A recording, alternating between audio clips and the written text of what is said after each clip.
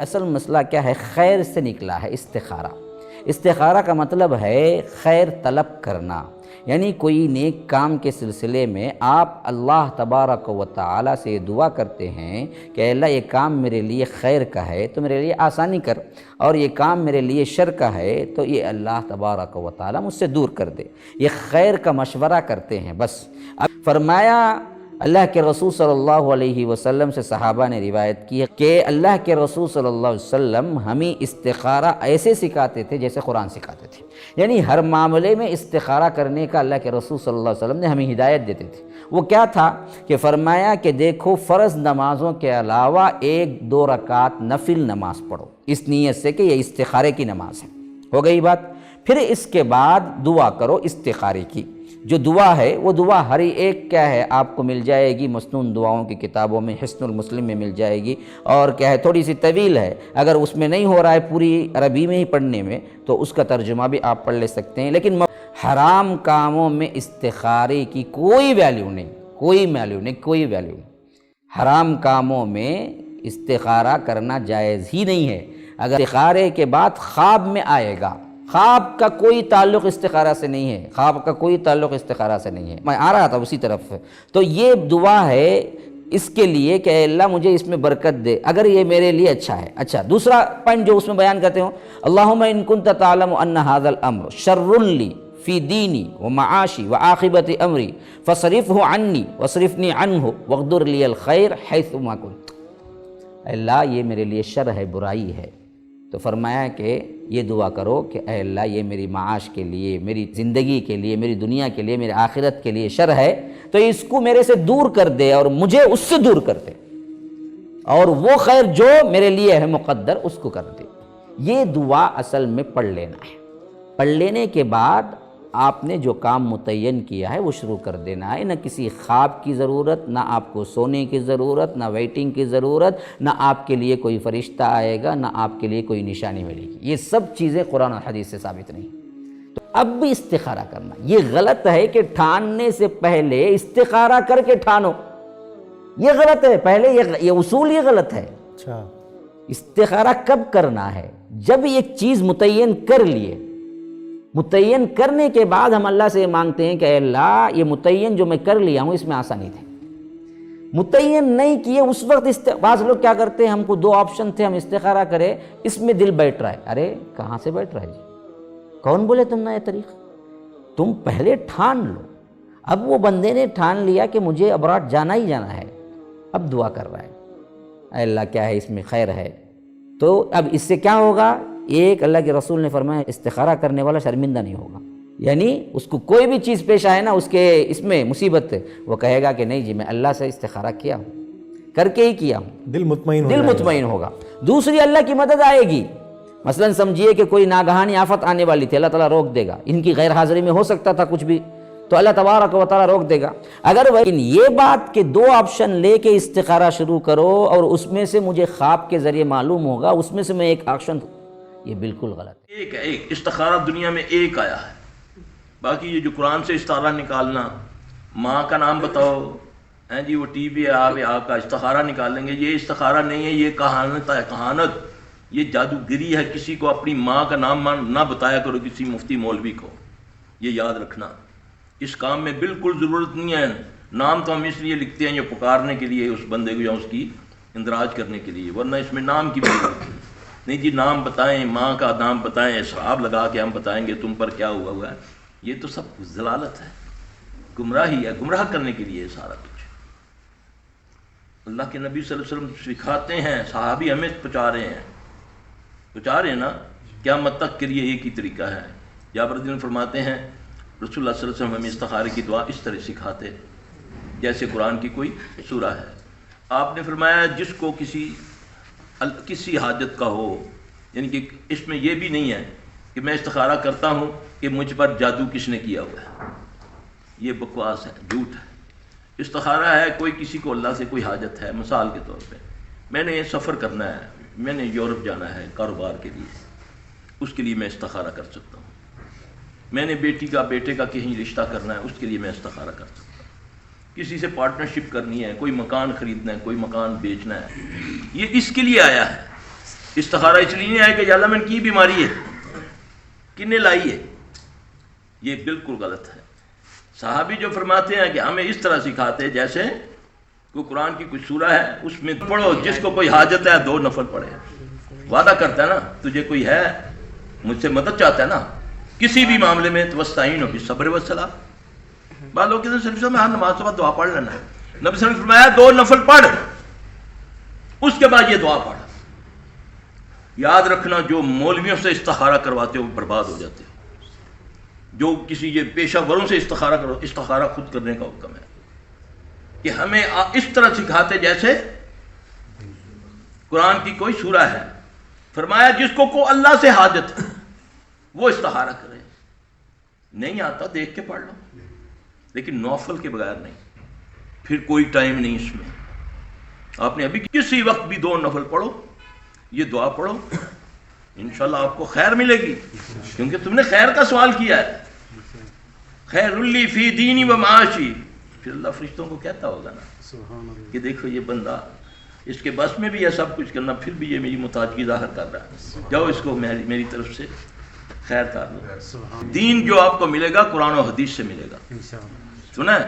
اور دعا کرو اللہ ہمیں نا قرآن و حدیث کی طرف آئے، پیو دادوں کی باتیں دین نہیں ہوا کرتی، دین صرف محمد صلی اللہ علیہ وسلم کی بات کو کہا جاتا ہے یا اس اللہ کے کلام کو کہا جاتا ہے، دین مکمل ہوا آپ صلی اللہ علیہ وسلم پر، اس کے بعد تاریخ ہے، دین نہیں۔ نبی اکرم صلی اللہ علیہ وسلم، بخاری کی روایت ہے اور جو ہے جابر رضی اللہ عنہ اس حدیث کے راوی وہ کہتے اور فرماتے ہیں رسول اکرم صلی اللہ علیہ وسلم ہمیں تمام کاموں میں استخارہ کی تعلیم دیتے تھے۔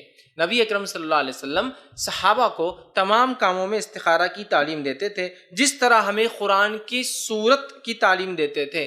استخارہ کے تعلق سے فرماتے تمام کاموں میں استخارہ کی تعلیم دیتے تھے جس طرح سے قرآن کی سورت کی تعلیم دیتے تھے، مطلب جیسے قرآن کی صورتیں ہمیں سکھایا کرتے تھے ویسے استخارہ بھی ہم کو اللہ کے رسول صلی اللہ علیہ وسلم نے سکھایا۔ آپ فرماتے ہیں کہ تم میں سے کوئی شخص، مطلب آپ نے فرما کہا تم میں سے کوئی شخص جب کسی کام کا ارادہ کرے تو فرض کے علاوہ جو ہے وہ 2 رکعتیں پڑھے پھر دعا استخارہ پڑھے۔ تم میں سے جب کوئی شخص کام کا ارادہ کرے آپ نے فرمایا تو 2 رکعت نماز پڑھے، فرض سے ہٹ کر پڑھیے، اس کے بعد دعا استخارہ پڑھیے۔ دعا استخارہ جو ہے یاد کر لیجئے کہاں ملنا ہے، کہاں ملیں گی، تو سب سے بہترین جو ہے آپ کو دعا استخارہ حصن المسلم نامی کتاب ہے وہاں ملیں گی، اور دعا استخارہ صرف ایک دعا ہے، دعا استخارہ صرف ایک دعا ہے، اس سے ہٹ کر وہ دعا نہیں ہے۔ کیوں نہیں ہے؟ اس لیے کہ صلاۃ الاستخارہ کے بعد جو دعا ہے اس کے الفاظ نبی اکرم صلی اللہ علیہ وسلم صحابہ کو سکھائے ہیں، اس سے ہٹ کے ہمیں نہیں پڑھنا ہے۔ کیوں نہیں پڑھنا ہے؟ اس لیے کہ آپ صلی اللہ علیہ وسلم دعا استخارہ ایسے سکھاتے تھے جیسے صورتیں سکھاتے تھے، ہے نا؟ اب کوئی منمانا ایجاد کر لے استخارہ کی یہ دعا پڑھ لو تو فلاں گا، وہ دعا بالکل نہیں چلیں گا۔ دعا استخارہ ایک مخصوص دعا ہے، لہٰذا آپ وہی دعا کیجئے دعا استخارہ کی۔ اب اگر دعا استخارہ یاد نہ ہو تو دعا استخارہ جس شخص کو یاد نہ ہو تو وہ دیکھ کر پڑھے، سمجھ رہا؟ دیکھ کر پڑھے، دیکھ کر بھی نہیں پڑھ سکتا ہے تو کسی سے پڑھوائے اور پھر خود لفظ کو دہرائے۔ ایک آدمی ہے اس کو پڑھنا بالکل نہیں آتا عربی، وہ کسی سے پڑھوائے کہ کوئی اسے پڑھ کر سنا اور اس کو ریپیٹ کرے۔ کبھی کبھی ہوتا ہے قرآن تو عربی میں آ جاتا ہے پڑھنا لیکن دعائیں مشکل ہوتی اس لیے کہ وہ ویسی عربی نہیں لکھی ہوتی جیسا کہ قرآنی آیتیں ہوتی، زیر زبر ہر چیز ہوتی ہے اس میں مختلف، بہت سی بار خالی دعا لکھی مشکل ہوتا ہے تو کسی سے پڑھوا لے، ٹھیک ہے؟ اگر یاد نہ ہو تو یہ طریقہ اس کا ہے، دیکھ کر پڑھ لے، دیکھ کر بھی نہیں پڑھ سکتا تو کسی سے یاد مطلب پڑھے وہ آدمی اور آپ اس کے پیچھے دوہرا لیں۔ استخارہ کہتے ہیں خیر طلب کرنے کو، یہ باب استفعال سے جب کوئی آتا ہے، استنصار مدد حاصل کرنا، مدد لینا، استخارہ خیر طلب کرنا، خیر حاصل کرنا، اور اس کی ایک دعا جو ہے وہ ایسی ہے کہ جو حضور نے صحابہ کہتے ہیں ہمیں ایسے سکھائی جیسے قرآن، یعنی اتنے اہتمام کے ساتھ وہ دعا سکھائی۔ وہ دعا پڑھتے رہنا یہ ایک مستقل گویا کہ انسان کا استخارہ ہونا چاہیے اس کے معمولات میں۔ کوئی بھی مسئلہ درپیش ہے تو آدمی دعا کرے، اللہم انی استخیرک بعلمک واستقدرک بقدرتک، اے اللہ میں تیرے علم سے خیر مانگتا ہوں اور تیری جو قدرت ہے اسی سے قدرت چاہتا ہوں کہ مجھے بھی کچھ طاقت حاصل ہو جائے۔ اللہم انی استخیرک بعلمک واستقدرک بقدرتک واسألک من فضلک العظیم، اور مانگتا ہوں تجھ سے تیرا بہت بڑا فضل۔ اللہم ان کنت تعلم ان ھذا الامر خیر لی فی دینی و معاشی و عاقبت امری، اے اللہ تیرے علم میں اگر یہ کام جو میں کرنے چلا ہوں یا یہ رشتہ جو ہم کو تجویز کر رہے ہیں، اگر تیرے علم میں یہ ہے کہ یہ ہمارے لیے دین اور دنیا اور آخرت کے اعتبار سے بہتر ہے، فقدر ہو لی، تو وہ ہمارے لیے اس کو ہمارے لیے آسان کر دے، میسر کر دے، میسر ہو لی اسے ہمارے لیے آسان کر دے، ثم بارک لی فی، اور پھر اس میں ہمیں برکت عطا فرما۔ وَإِن كُنتَ تَعْلَمُ أَنَّ هَذَا الْأَمْرَ شَرٌّ لِّي فِي دِينِي وَمَعَاشِي وَعَاقِبَةِ أَمْرِي، اور اگر تیرے علم میں یہ ہے کہ یہ کام ہمارے لیے شر ہے، برائی ہے، دین میں بھی دنیا میں بھی اور عاقبت کے اعتبار سے بھی، فَاصْرِفْهُ عَنَّا یا عَنِّي، تو پھر اس کام کو مجھ سے دور کر دے، وَاصْرِفْنِي عَنْهُ، اور مجھے اس سے دور کر دے، اسے مجھ سے دور کر دے، وَاقْدُرْ لِي الْخَيْرَ حَيْثُ كَانَ ثُمَّ أَرْضِنِي بِهِ، اور اللہ خیر جہاں بھی ہو تیرے علم میں وہ ہمارے مقدر میں کر دے اور پھر ہمیں اس کے اوپر راضی بھی کر دے۔ تو یہ استخارہ تو بہت ہی عمدہ بات ہے، اور یہ تو ہمیں اکثر معاملے میں کرنا چاہیے۔ البتہ وہ استخارہ نکالنا، یہ فلاں سے استخارہ نکال رہے ہیں، فال نکال رہے ہیں، پھر استخارے میں یہ سمجھنا کہ پھر یہ دعا مانگ کر 2 نفل پڑھ کے سو جاؤ تو خواب میں ضرور کوئی اشارہ ملے گا، ان چیزوں کا کوئی ثبوت نہیں ہے میرے علم کی حد تک احادیث میں یا سنت میں۔ بہرحال اگر اللہ تعالیٰ اشارہ کر دے کوئی خواب کے اندر تو بھی کوئی بعید بات تو نہیں ہے، لیکن یہ کہ اصل میں دعا استخارہ جو ہے بس وہ ہے اصل استخارہ، اور وہ بہت عمدہ چیز ہے، اور وہ ایمان کے عین مطابق ہے کہ اللہ ہم نہیں جانتے تو جانتا ہے، ہم شارٹ سائٹڈ ہیں، ہمیں یہ چیز اچھی لگ رہی ہے، ہمیں پتہ نہیں شاید اس کے پیچھے کوئی بری چیز چلی آ رہی ہے۔ قرآن نے کہا ہے فَعَسَىٰ أَن تَكْرَهُوا شَيْئًا وَهُوَ خَيْرٌ لَكُمْ وَعَسَىٰ أَن تُحِبُّوا شَيْئًا وَهُوَ شَرٌّ لَكُمْ وَاللَّهُ يَعْلَمُ وَأَنتُمْ لَا تَعْلَمُونَ، ہو سکتا ہے تم کسی چیز کو برا سمجھو حالانکہ اسی میں تمہارا خیر ہو، اور ہو سکتا ہے تم کسی چیز سے محبت کرو حالانکہ اس میں تمہارے لیے شر ہو، اللہ جانتا ہے تم نہیں جانتے۔ تو اسی کو کہتے ہیں تفویض الامر الی اللہ، اپنا معاملہ اللہ کے حوالے کر دو، اللہ تو اگر اس سے ہمارے لیے خیر سمجھتا ہے تو آسان کر دے۔ وہ استخارہ تو صرف اللہ سے مشورہ تھا، اور مشورہ اس فارم میں کہ جو میں یہ کام کرنے جا رہا ہوں نا، اگر میرے حق میں بہتر ہے تو ہو جائے، نہیں بہتر تو نہ ہو۔ یہ تو معاذ اللہ یعنی انہوں نے اس کی شکل ہی بگاڑ دی ہے، لیکن معذرت کے ساتھ ہمارے مسلمان اللہ سے کبھی یہ مشورہ نہیں کرتے کہ یا اللہ بہتر ہے تو ہو جائے، نہیں بہتر تو نہ ہو، کہتے ہیں یا اللہ بہتر ہے یا نہیں ہے ہو جائے۔ تو یہ تو استخارہ نہیں ہے، استخارے کی بنیاد ہی انہوں نے جڑی اکھاڑ کے رکھ دی ہے، یعنی انہوں نے استخارے کا حلیہ بگاڑ گیا، تو مستقبل کی خبریں پتہ کروا رہے ہوتے ہیں، وہ استخارہ تو کہیں بھی موجود نہیں، استخارہ بالکل ڈیفرنٹ چیز تھا۔ صحیح بخاری میں حدیث ہے، جابر بن عبداللہ رضی اللہ تعالیٰ عنہ باقی اصحاب کہتے ہیں کہ اللہ کے محبوب صلی اللہ علیہ وآلہ وسلم ہمیں دعائے استخارہ اس طرح تعلیم کیا کرتے تھے جس طرح قرآن کی آیات، آپ اندازہ لگا لیں، اور ہمیں ہر اپنے دنیاوی معاملے میں مشورے کی طرف آپ علیہ السلام استخارے کی ترغیب دلایا کرتے تھے۔ اچھا آپ یہ دیکھیں کہ اس کا تعلق دنیا کی چیزوں کے ساتھ ہے، میں دعا بھی آپ کو پڑھ کے بتا دوں گا، دین کے ساتھ نہیں ہے۔ کوئی شخص یہ نہیں استخارہ کر سکتا کہ میں استخارہ کروں کہ سنی ٹھیک ہے یا شیعہ۔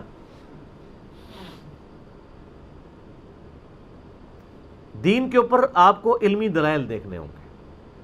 بعض لوگ اس طرح کے استخارے بھی کر رہے ہوتے ہیں، اور ماشاءاللہ بریلوی استخارہ کرتے ہیں تو دیوبندی غلط نکلتے ہیں، دیوبندی استخارہ کرتے ہیں بریلوی غلط نکلتے ہیں، کیونکہ استخارہ وہ ہو ہی نہیں رہا ہوتا، وہ ان کا اپنا ایک آپ سمجھ لیں خود ساختہ قسم کا استخارہ ہوتا ہے، اس کا قرآن و سنت سے کوئی تعلق نہیں۔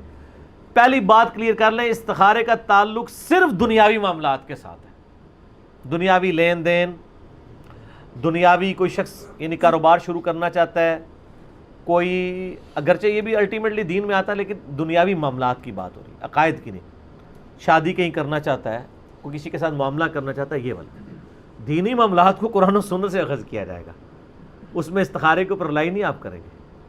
میں نے کئی دفعہ بتایا کہ ٹیکسلا میں ایک بھائی تھے تو وہ کہتے ہیں میں استخارہ کر کے قادیانی ہو گیا ہوں، مجھے اشارہ ہوا آپ قادیانی ہو جائیں، اور یہ تو بہت چھوٹی چیز ہے۔ لوگ تو خواب میں نبی علیہ السلام کے اوپر یہ بات کر رہے ہوتے ہیں کہ نبی علیہ السلام خواب میں انہوں نے کہا کہ فلاں ٹھیک ہے فلاں غلط ہے، دوسرے کہہ رہے ہوتے ہیں جو فلاں غلط ہے، جب وہ خواب دیکھتا ہے وہ کہتا ہے نہیں یہ فلانا جڑا ہے نا وہ غلط ہے، اسی تو ٹھیک ہے۔ تو یہ جو حدیث ہے نا جی، میں استخارے کے اوپر جو حدیث ہے صحیح بخاری اور صحیح مسلم دونوں کے اندر یہ حدیث موجود ہے اور مشکات المصابی میں آپ کو جو نفلی نماز کا چیپٹر ہے نا، اس کے اندر آپ کو یہ استخارے والی حدیث مل جائے گی۔ یہ انٹرنیشنل نمبر کے مطابق مشکات میں اس کا نمبر ہے 1313 1313، بخاری میں ہے 1162 صحیح بخاری میں۔ جابر بن عبداللہ کہتے ہیں رسول اللہ صلی اللہ علیہ وآلہ وسلم معاملات کے بارے میں ہمیں اس اہتمام کے ساتھ استخارہ سکھاتے جس طرح آپ ہمیں قرآن کی سورت سکھاتے تھے۔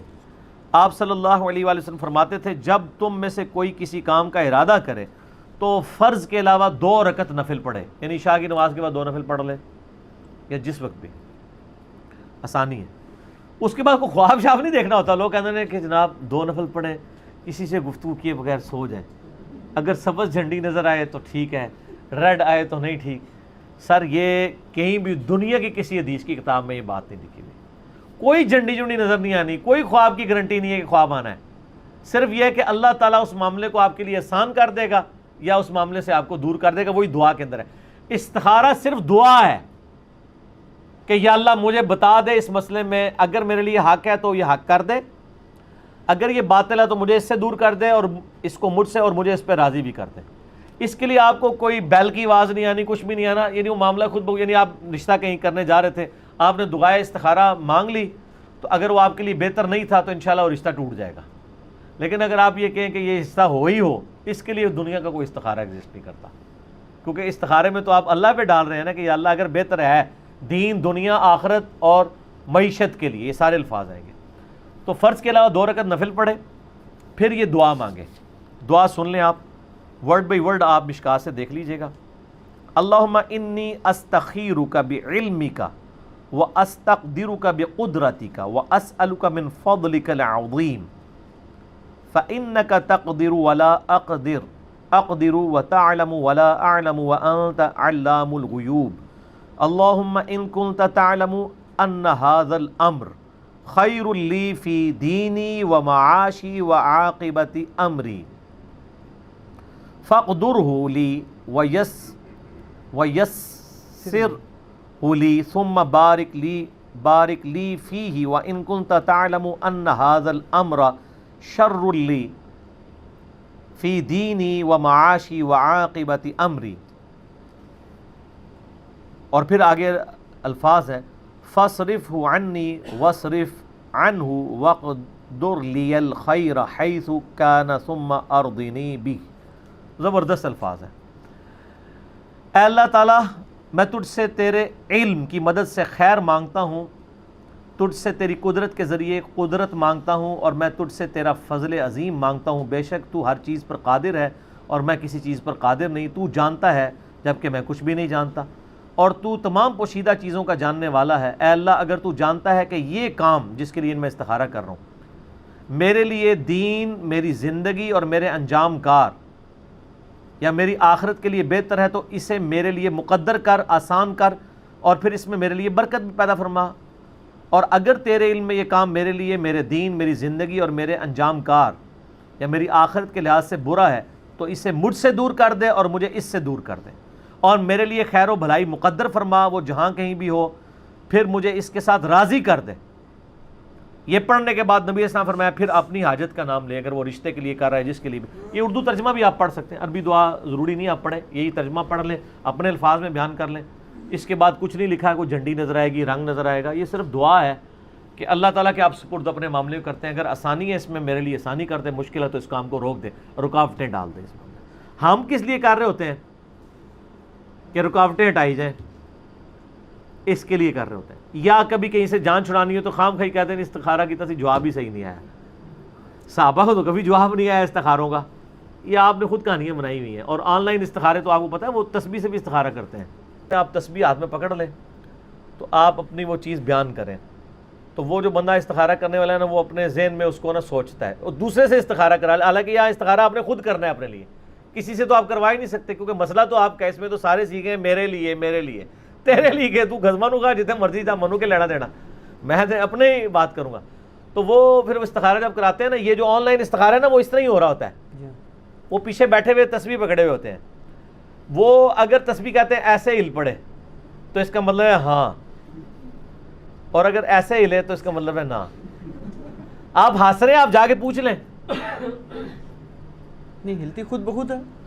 وہ تو یہی کہتے ہیں خود بخود ہلتی ہے, ہل پڑتی ہے ویسے. اچھا پتہ کیوں؟ ظاہر ہے یہ کتنی دیر آپ سیدھا اس کو پڑھ کے رکھیں گے, ہلکا ہاتھ جنبش کھا ہی جاتا ہے نا. اس طرح استخارے ہوتے ہیں. یہ سب کا سب جو ہے نا وہ دھندا ہے پیسے کمانے کا. استخارہ کچھ اور چیز تھی, وہ اللہ سے دعا تھی اور مشورہ تھا. مشورہ یہ نہیں کہ اللہ نے جواب دینا ہے, جواب اللہ نے پریکٹیکلی دینا ہے کہ آپ کو اس کام سے دور کر دینا ہے یا وہ کام آپ کے لیے آسان کر دینا ہے, اور کوئی طریقہ نہیں ہے. ٹھیک ہوگا جی. لہٰذا یہ استخارے والوں سے بچیں. اور میں آپ کو بتاؤں یہ انتہائی ناپسندیدہ چیز ہے کہ وہ اس طریقے سے غیر شرعی افعال کرے اور مستقبل کی خبریں پتہ کرواتا پھرے.